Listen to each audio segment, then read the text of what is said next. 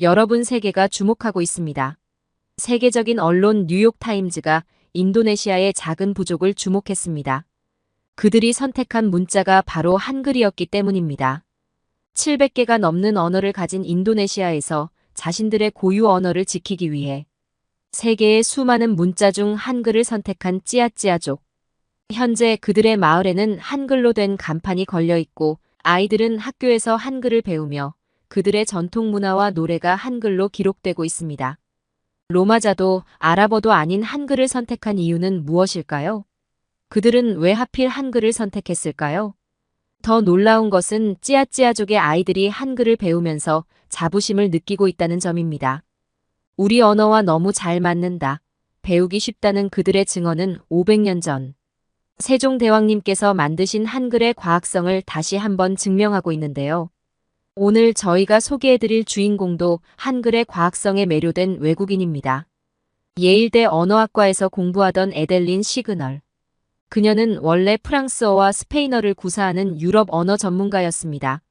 하지만 우연히 들은 비교 언어학 수업에서 한글을 접한 후 그녀의 인생은 180도 바뀌게 됩니다. 찌아찌아족이 한글을 선택한 것처럼 그녀 역시 한글의 매력에 빠져 서울대학교 대학원까지 진학을 결심하게 되는데요.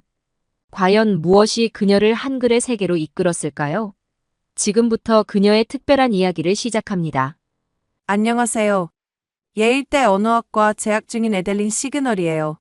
제가 어떻게 한글의 매력에 완전히 빠지게 됐는지 들려드릴게요. 사실 좀 완벽한 유럽 언어 매니아였었어요. 프랑스어랑 스페인어는 이미 마스터했었고 독일어도 독학하고 있었거든요. 파리 소르본 대학 석사 과정이 제 꿈이었었죠. 룸메이트 제니퍼가 매일 케이팝 이야기를 해도 관심 없이 넘겼었어요. 근데 지난 학기에 비교 언어학 수업을 들으면서 제 인생이 완전히 바뀌었어요. 수업 중에 중국 교환학생이 한글은 한자에서 파생된 거다라고 했을 때 톰슨 교수님이 정말 놀라운 설명을 해주셨었거든요. 교수님께서는 세상에 7,000개가 넘는 언어가 있다고 하셨어요. 그런데 자기만의 고유한 문자를 가진 경우는 정말 드물다고 하셨어요. 대부분의 문자는 그림에서 발전해왔다고 했는데 예를 들어 알파벳의 A도 원래는 소 머리 모양을 뒤집은 거였다고 하더라고요. 근데 한글은 달랐어요. 세종대왕님이 언어학자의 시선으로 체계적으로 만드신 거였어요. 자음은 발음 기관의 모양을 본떠서 만들었고 모음은 하늘과 땅과 사람을 상징한다는 게 정말 신기했었어요. 거기다 15세기에 만든 문자가 현대 디지털 시대에 가장 적합하다니 더 놀라웠었죠. 교수님 말씀으로는 한글이 키보드로 입력하기도 쉽고 컴퓨터로 처리하기도 가장 효율적이었대요. 트위터 같은 SNS에서도 한글이 정보 전달에 최적화되어 있다고 하셨었어요. 영어는 알파벳 하나하나 다 써야 하는데 한글은 모아쓰기가 가능해서 훨씬 효율적이었대요. 더 놀라운 건 한글의 유연성이었어요. 새로운 외래어도 한글로 다 표현할 수 있고 어떤 소리든 거의 완벽하게 적을 수 있다고 했어요.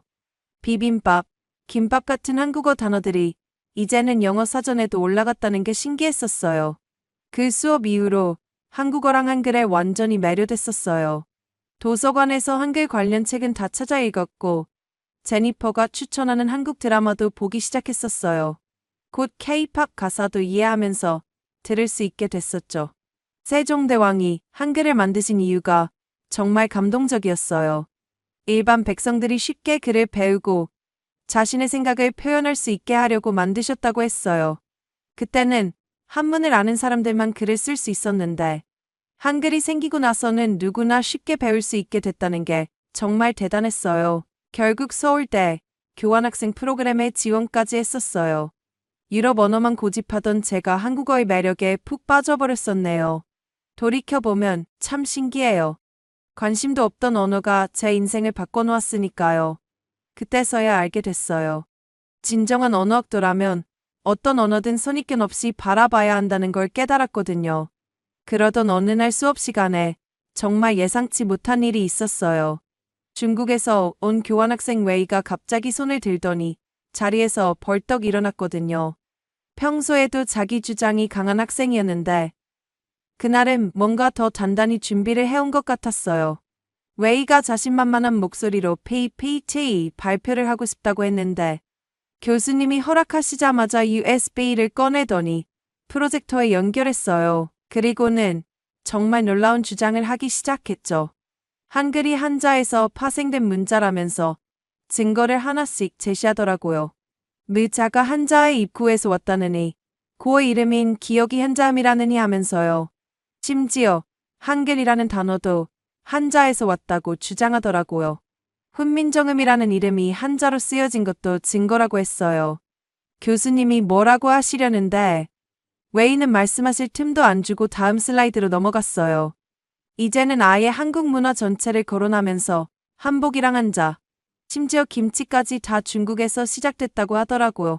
교실 분위기가 순식간에 얼어붙었어요. 한국인 학생들은 얼굴이 붉어졌고 다른 학생들도 어색한 표정을 짓고 있었죠. 근데 웨이는 그런 분위기는 전혀 신경 쓰지 않는 것 같았어요. 더 놀라운 건 그 다음이었어요.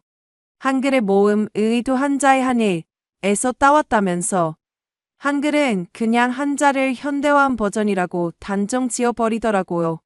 톰슨 교수님이 안경을 고쳐 쓰시면서 차분하게 말씀하시려 했는데 웨이가 또 말을 끊고 들어갔어요. 이번에는 한글의 과학성마저 부정하면서 15세기에 그런 과학적인 문자를 만들 수 없었을 거라고 하더라고요. 나중에 그럴듯하게 이론을 만들어낸 걸 아나요. 교수님이 제지하시려 했지만 웨이는 멈출 생각이 없어 보였어요. 심지어 한글이 디지털 시대에 적합한 것도 그냥 우연이라고 하면서 컴퓨터가 서양에서 만들어졌다는 말까지 하더라고요. 결국 교수님이 자리에서 일어나셨어요. 평소의 온화한 모습은 찾아볼 수 없었죠. 차가운 목소리로 웨이에게 훈민정음 해례본을 읽어본 적이 있냐고 물으셨는데 웨이가 당황해서 말을 못하더라고요. 이어서 한글의 제자 원리나 성운학적 원리에 대해서도 아느냐고 물으셨는데 웨이는 그저 입만 달싹이고 있었어요. 교수님은 화이트보드 앞으로 걸어가시면서 오늘은 한글이 왜 인류 문자, 역사상 가장 위대한 발명품 중 하나인지 자세히 알아보겠다고 하셨어요. 그때만 해도 전 몰랐죠. 이제부터 정말 놀라운 설명이 시작될 거라는 거려. 교수님의 반박이 시작됐어요. 목소리는 차분했지만 어딘가 강인한 힘이 느껴졌거든요. 먼저 웨이에게 문자학을 전공했는지 물어보셨는데 웨이가 역사학이라고 대답했어요. 이어서 음성학이나 언어학은 공부했냐고 물어보셨지만 웨이는 고개만 저었죠. 그러고는 교수님이 화이트보드를 깨끗이 지우시더니 가운데 크게 고노덜리 무바샤 이응을 쓰셨어요. 웨이의 주장대로 한글이 한자에서 파생됐다면 왜 이 자음들이 모두 비슷한 원리로 만들어졌는지 설명해보라고 하셨는데 웨이는 아무 말도 못하더라고. 교수님은 거기서 멈추지 않으시고 기역 쌍기역 키익을 가리키시면서 설명을 이어가셨어요. 이 글자들이 모두 같은 계열의 소리를 나타내는 연관음소라는 거예요. 글자 모양도 비슷하다면서 이게 과연 우연일 수 있느냐고 물으셨죠. 정말 인상적이었던 건 그 다음이었어요. 교수님이 훈민정음 해례본의 내용을 인용하시면서 자음들이 어떻게 만들어졌는지 설명해 주셨거든요. 화이트보드에 인체 구조도를 그리시면서 성대, 혀, 입술의 모양을 하나하나 설명해 주셨어요. 고운 혀가 목구멍을 막는 모양을 본떴고 놓은 혀가 위신몸에 닿는 모양, 무은 입술의 모양을 본떴다는 거였어요. 웨이가 뭐라고 반박하려고 했지만 교수님의 설명은 계속됐죠. 모음 체계에 대한 설명은 더 놀라웠어요. 하늘과 땅과 사람의 삼재 원리를 바탕으로 만들어졌다는 거예요. 이렇게 체계적으로 설계된 문자를 어떻게 다른 문자를 베낀 것이라고 할 수 있느냐고 하셨죠. 교수님은 컴퓨터까지 켜시면서 현대 기술에서의 한글의 우수성도 보여주셨어요. 알파벳은 선형적으로 처리되는데 한글은 초성, 중성, 종성의 조합으로 처리된다면서 이게 마치 컴퓨터의 이진법 처리 방식과 비슷하다고 하시더라고요. 500년 전의 문자가 현대 디지털 시스템과 이렇게 잘 맞는 게 정말 신기했어요. 웨이의 얼굴이 점점 창백해져 갔는데 교수님은 계속해서 설명을 이어가셨어요. 트위터 같은 SNS에서도 한글이 얼마나 효율적인지 보여주셨는데 헬로 5글자가 한글로는 안녕 2글자로 표현된다는 게 정말 인상적이었어요. 마지막에 교수님은 목소리를 부드럽게 바꾸시면서 웨이의 문화에 대한 자부심은 이해한다고 하셨어요. 한자도 인류 문명의 위대한 발명품이지만 다른 문화의 독창성도 인정하고 서로 배우려 노력해야 한다고 말씀하시더라고요. 교실이 완전히 조용해진 가운데 웨이는 고개를 푹 숙이고 발표 자료를 정리하고 있었어요. 귀끝까지 빨개져 있는 모습이 좀 안쓰럽기도 했지만 어딘가 홀가분해 보이기도 했죠. 아마도 그도 뭔가 깨달은 게 있었나 봐요. 이제 교수님의 설명이 본격적으로 시작됐어요. 세계의 많은 문자 중에서도 한글처럼 과학적이면서 예술적인 문자는 없다면서 먼저 자음 체계부터 설명해 주셨어요. 화이트보드에 자음들을 하나하나 정리하시면서 기본자인 고노 덜리, 무, 바, 사, 이응이 어떤 원리로 만들어졌는지 보여주셨거든요. 발음 기관을 본떴다는 것도 신기했지만 소리의 세기에 따라 획을 더해서 새로운 글자를 만드는 규칙이 정말 놀라웠어요. 고에 획을 더해서 크가 되고 나란히 쓰면 가 된다는 게 너무 체계적이더라고요. 웨이도 이제는 흥미를 보이기 시작했어요. 아까의 오만한 태도는 온데간데 없이 진지하게 경청하고 있었죠. 모음 체계에 대한 설명은 더 놀라웠어요. 기본자, 의로 모든 모음을 만들어낼 수 있다는 거였어요. 아는 와 의를 조합하고 오는 와 이를 조합한다는 설명을 들으면서 마치 퍼즐, 조각이 맞춰지는 것 같은 기분이 들었어요. 한글의 실용성에 대한 설명도 정말 인상적이었어요. 어떤 외국어 발음이든 거의 완벽하게 표현할 수 있다는 거예요. 영어의 F 소리는 팜으로, 프랑스어의 비음은 받침으로 표현할 수 있고 심지어 태국어의 성조까지 표현할 수 있다고 하더라고요. 디지털 시대에서의 장점도 놀라웠어요. 컴퓨터 화면으로 보여주시면서 설명하시는데 자음과 모음을 조합해서 글자를 만드는 방식이 컴퓨터 처리에 딱 맞는다고 하시더라고요. 키보드로 입력하는 것도 훨씬 효율적이래요. 영어로 beautiful을 쓸 때는 9번을 눌러야 하는데 아름다운은 4번이면 된다는 게 신기했어요. 웨이가 조심스럽게 정보 전달의 효율성에 대해 질문했는데 교수님이 환하게 웃으시면서 설명해 주셨어요. SNS에서 140자 제한이 있을 때 한글로는 영어보다 23배나 더 많은 내용을 전달할 수 있다는 거예요. 게다가 한글은 배우기도 쉽대요. 자음과 모음만 알면 어떤 단어든 읽을 수 있다는 게 정말 큰 장점이래요. 한자처럼 글자마다 따로 외울 필요도 없고 영어처럼 철자와 발음이 다른 경우도 없다고 하시더라고요. 교수님의 마지막 말씀이 아직도 기억에 남아요. 한글은 단순한 문자가 아니라 과학과 철학이 만난 걸작이자 실용성과 예술성을 모두 갖춘 세계적인 문화유산이라고 하셨거든요. 500년도 더 전에 이런 문자를 만들어낸 세종대왕의 해안이 정말 대단하다고 느꼈어요. 교실 전체가 완전히 매료됐어요. 웨이는 열심히 필기하고 있었고 다른 학생들도 연신 감탄사를 내뱉고 있었죠. 저는 그제서야 깨달았어요. 제가 얼마나 좁은 시야를 가지고 있었는지를요. 유럽의 언어들만 고집하면서 이렇게 멋진 문자를 모르고 있었다니 부끄러웠어요. 그날 이후로 저는 한글의 매력에 완전히 빠져버렸어요. 도서관에서 한글 관련 책을 찾아 읽기 시작했고 한국어 수업도 신청했죠. 웨이도 저와 같은 마음이었나 봐요. 우리는 서로 한글로 메시지를 주고받으면서 실력을 키워갔어요. 그날 수업 이후로 제 일상이 완전히 바뀌었어요. 아침에 일어나면 제일 먼저 한국어 공부를 하게 됐거든요. 평소에 즐겨 듣던 프랑스 샹송 대신 한국 노래를 듣기 시작했고 책상 위에는 한글 관련 책들이 가득했어요. 특히 훈민정음 해례본에 대해 더 자세히 알고 싶어서 도서관에서 관련 자료들을 찾아봤어요.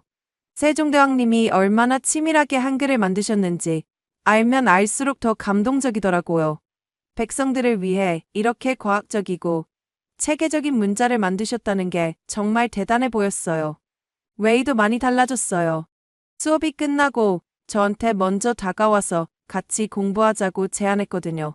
자기가 얼마나 잘못 생각하고 있었는지 깨달았다면서 이제는 한글의 우수성을 제대로 공부하고 싶다고 하더라고. 우리는 매일 점심시간에 도서관에서 만나서 공부했어요. 처음에는 자음과 모음을 익히는 것부터 시작했죠. 신기했던 건 웨이가 한자를 알아서 오히려 더 빨리 습득한다는 거였어요. 특히 한자어 어휘는 금방 이해하더라고요. 룸메이트 제니퍼는 제가 이렇게 변한 걸 보고 정말 놀라워했어요. 전에는 케이팝 얘기만 해도 귀찮아하던 제가 이제는 먼저 노래 추천해달라고 하니까요. BTS나 블랙핑크 노래를 들으면서 자사를 공부하는 제 모습이 제니퍼한테는 정말 신기해 보였나 봐요. 도서관에서 공부하다가 재미있는 걸 발견했어요. 한글이 디지털 시대에 최적화된 문자라는 게 단순한 이론이 아니더라고요. 실제로 스마트폰으로 한글을 입력할 때 얼마나 효율적인지 직접 경험해 볼 수 있었거든요. 영어로 긴 문장을 입력할 때보다 한글로 쓸 때가 훨씬 빠르고 편했어요. 톰슨 교수님도 저희 변화를 눈여겨보고 계셨나 봐요. 어느 날 수업이 끝나고 저희를 따로 부르시더니 한국어 학습 동아리를 만들어보는 게 어떻겠냐고 제안하셨어요. 교수님께서 고문을 맡아주신다고 하셔서 저희는 망설임 없이 수락했죠. 동아리 활동은 정말 재미있었어요. 매주 금요일마다 모여서 한국어로 대화하는 시간을 가졌는데 처음에는 서툴렀지만 점점 나아졌어요. 특히 한글의 과학성에 대해 토론할 때가 가장 흥미진진했죠. 각자 발견한 한글의 특징들을 공유하면서 새로운 시각으로 한글을 바라볼 수 있었거든요. 웨이는 특히 한자와 한글의 차이점을 연구하는데 푹 빠졌어요. 두 문자 체계의 장단점을 비교하면서 각각의 특성을 객관적으로 분석하더라고요. 이제는 문화적 우월성을 따지는 게 아니라 순수하게 학문적인 관점에서 접근하는 모습이 보기 좋았어요. 학기가 끝나갈 무렵 저희 동아리는 작은 행사를 준비했어요. 한글의 매력 과학과 예술의 만남이라는 주제로 전시회를 열었는데 예상보다 훨씬 많은 학생들이 관심을 보여줬어요. 한글의 디자인적 요소를 강조한 포스터도 만들고 한글의 과학적 원리를 설명하는 영상도 제작했죠. 전시회를 준비하면서 정말 특별한 경험을 많이 했어요. 다른 학과 학생들과 협업하면서 한글의 다양한 면모를 발견할 수 있었거든요. 디자인학과 학생들은 한글의 조형미에 매료됐고 컴퓨터공학과 학생들은 한글의 디지털 처리 시스템에 깊은 관심을 보였어요. 특히 기억에 남는 건 공대 학생들과 함께 진행한 프로젝트예요. 한글의 자음과 모음 조합 원리가 마치 컴퓨터의 이진법 체계와 비슷하다는 걸 시각화하는 작업이었는데 500년 전에 만들어진 문자가 현대 기술과 이렇게 잘 맞아떨어진다는 게 신기했어요. 웨이도 자기만의 특별한 프로젝트를 진행했어요. 한자의 역사적 발전 과정과 한글의 창제 과정을 비교 분석하는 거였죠. 예전의 오만한 태도는 온데간데 없이 이제는 진정한 연구자의 자세로 임하는 모습이 보기 좋았어요. 어느 날은 한국에서 교환학생으로 온 친구들과 이야기를 나눌 기회가 있었는데 그들도 제가 한글에 대해 이렇게 깊이 공부하는 걸 보고 놀라워하더라고. 오히려 자기들은 한글의 우수성을 잘 몰랐다면서 이렇게 외국인의 시선으로 보니 새삼 자부심이 생긴다고 했어요. 전시회 마지막 날에는 뜻밖의 손님이 찾아오셨어요. 한국학을 연구하시는 다른 대학의 교수님이셨는데 우리의 전시 내용을 보시고는 깊은 인상을 받으셨다고 해요. 다음 학기에 있을 국제학술 대회에 저희를 초청하고 싶다고 하시더라고요. 이제는 매일 아침 한글로 일기를 쓰는 게 일상이 됐어요. 처음에는 서툴러서 간단한 문장밖에 못 썼지만 이제는 제 감정과 생각을 꽤 자세히 표현할 수 있게 됐죠. 한글로 쓸 때면 왠지 더 섬세하게 감정을 표현할 수 있는 것 같아요. 가끔 옛날 제 모습을 떠올려 보면 웃음이 나요. 유럽의 언어만이 우아하고 가치 있다고 생각했던 제가 이제는 매일 한글의 새로운 매력을 발견하고 있으니까요. 물론 아직도 프랑스어와 스페인어는 좋아하지만 이제는 한국어도 제 삶의 중요한 부분이 됐어요. 앞으로의 계획도 많이 바뀌었어요. 원래는 파리 소르본 대학 석사 과정을 생각했는데 이제는 서울대학교 국어학과 대학원도 진지하게 고려하고 있어요. 한글의 우수성을 세계에 알리는 연구를 해보고 싶거든요. 특히 디지털 시대에서 한글이 가지는 장점들을 더 깊이 연구해보고 싶어요. 웨이와 저는 이제 일주일에 한 번씩 한국 식당에서 만나요. 한국어로 대화하면서 한국 음식도 즐기는데 이런 문화적 경험도 언어를 배우는데 큰 도움이 되는 것 같아요. 특히 웨이가 김치찌개를 정말 좋아하게 됐다는 게 재미있어요. 처음에는 너무 맵다고 투덜거리더니 이제는 제가 먼저 한국 식당에 가자고 조르곤 해요. 이렇게 지내다 보니 한글이 단순한 문자가 아니라는 걸 점점 더 깊이 느끼게 돼요. 한글에는 백성을 사랑한 왕의 마음, 과학적 정신, 그리고 실용성이 모두 담겨 있어요. 이런 소중한 문화유산을 알게 된 건 제 인생의 가장 큰 행운 중 하나가 아닐까 싶어요. 한글에 대한 제 관심은 점점 더 깊어졌어요. 특히 국제학술 대회 준비를 하면서 정말 많은 것을 배웠거든요. 저와 웨이는 디지털 시대의 문자 체계 한글의 새로운 가능성이라는 주제로 발표를 준비하게 됐어요. 연구를 하면서 정말 놀라운 사실들을 많이 발견했어요. 예를 들어 스마트폰의 자동 완성 기능이나 예측 변환 시스템에서 한글이 다른 문자보다 훨씬 정확도가 높다는 거예요. 자음과 모음의 조합 원리가 컴퓨터의 연산 체계와 잘 맞아떨어지기 때문이래요. 톰슨 교수님도 저희 연구에 큰 관심을 보이셨어요. 특히 한글의 기하학적 구조가 현대 디자인에 미치는 영향에 대해 조사해보라고 제안하셨는데 이게 정말 흥미로운 발견으로 이어졌어요. 세계적인 디자이너들이 한글에서 영감을 받아 작품을 만든 사례가 꽤 많더라고요. 웨이는 특별히 한글과 한자의 디지털 처리 방식을 비교 연구했어요. 처음에는 한자가 더 어려울 거라고만 생각했는데 실제로 데이터를 분석해보니 그 차이가 훨씬 크더라고요. 한글은 기본 자소만 알면 모든 글자를 만들 수 있지만 한자는 각각의 글자를 따로 처리해야 해서 시스템이 훨씬 복잡하대요. 연구를 하면서 재미있는 실험도 했어요. 다양한 언어 사용자들에게 처음 보는 한글 문장을 보여주고 읽어보라고 했거든요. 신기하게도 대부분의 사람들이 30분 정도 기본 원리만 배우면 어느 정도 읽을 수 있었어요. 다른 문자였다면 상상도 할 수 없는 일이죠. 학술 대회 당일 저희 발표는 뜻밖의 큰 호응을 얻었어요.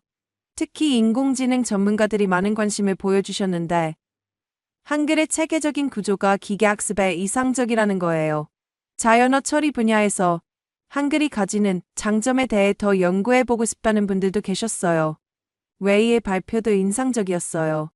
예전에 자기가 얼마나 편견에 사로잡혀 있었는지 솔직하게 이야기하면서 문화적 우월성을 따지기보다는 각각의 특성을 이해하고 배우는 게 중요하다고 강조했거든요.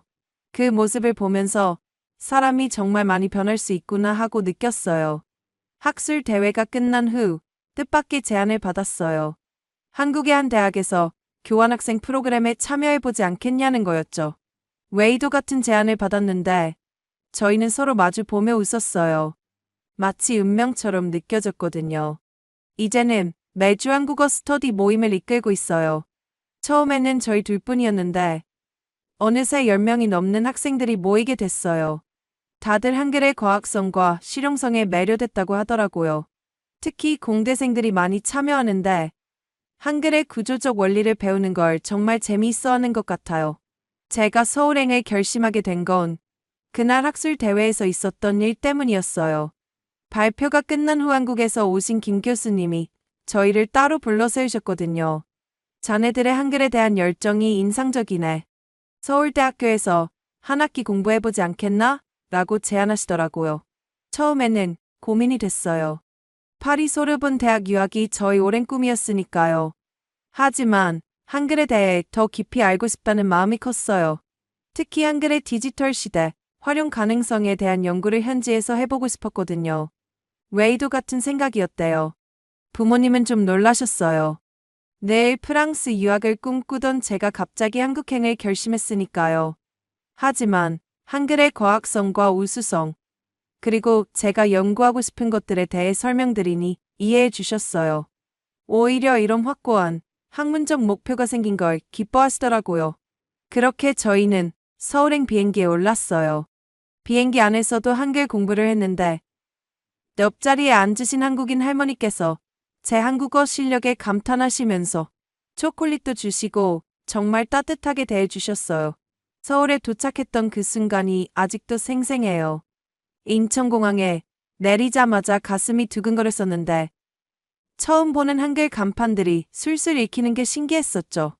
공항에서 시내로 가는 버스 안에서 창밖을 보며 읽어보던 한글 하나하나가 다 특별하게 느껴졌었어요.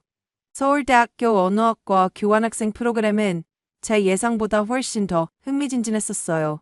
특히 한글 창제 원리에 대한 수업이 가장 인상적이었는데 세종대왕님의 과학적 사고방식이 얼마나 앞서갔는지 더 자세히 알 수 있었거든요. 웨이도 같은 프로그램에 참여하게 됐었는데 우리는 완전히 달라진 시각으로 한글을 바라보고 있었어요. 수업 시간에 배운 내용을 토대로 새로운 연구 주제도 찾았었죠. 한글의 제자 원리가 현대 타이포그래피 디자인에 어떤 영향을 미칠 수 있는지에 대한 연구였어요. 한국에서의 일상도 정말 특별했었어요. 지하철을 타면서 한글로 된 안내 방송을 듣고 카페에서 한글로 메뉴를 읽고 길거리에서 한국인들과 대화를 나누는 모든 순간이 소중했었죠. 특히 한글날 행사에 참여했을 때는 정말 감동적이었어요. 이렇게 문자를 사랑하고 자부심을 가지는 나라가 또 있을까 싶었거든요. 어느 날은 국립한글박물관을 방문했었는데 거기서 정말 특별한 경험을 했어요. 훈민정음, 해례본의 복제본을 직접 볼 수 있었거든요.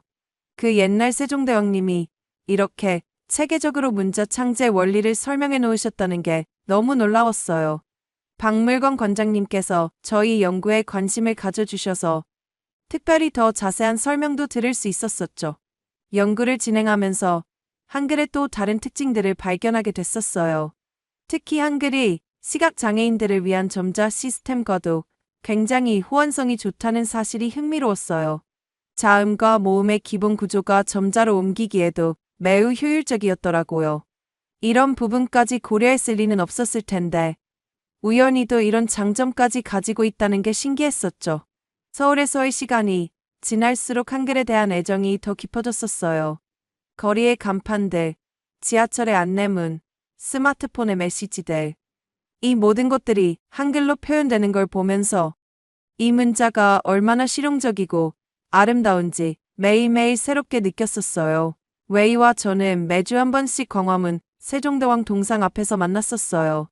처음에는 그저 관광객처럼 사진이나 찍었는데 나중에는 거기 앉아서 한글에 대한 새로운 발견들을 이야기하는 게 일상이 됐었죠. 한자와 한글이 디지털 시대에 어떻게 공존하고 발전할 수 있을지에 대해 토론하기도 했었고요. 학기가 끝나갈 무렵 저희는 큰 결심을 했었어요. 교환학생 프로그램이 끝나도 한국에 남아서 대학원에 진학하기로 한 거였죠. 한글의 우수성을 세계에 알리는 연구를 계속하고 싶었거든요.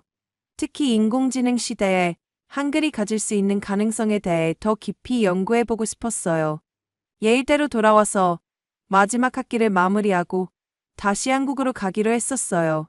돌아보면 정말 신기한 여정이었어요. 처음에는 유럽 언어만 고집하던 제가 한글의 매력에 푹 빠져 한국에서의 새로운 삶을 꿈꾸게 됐었으니까요.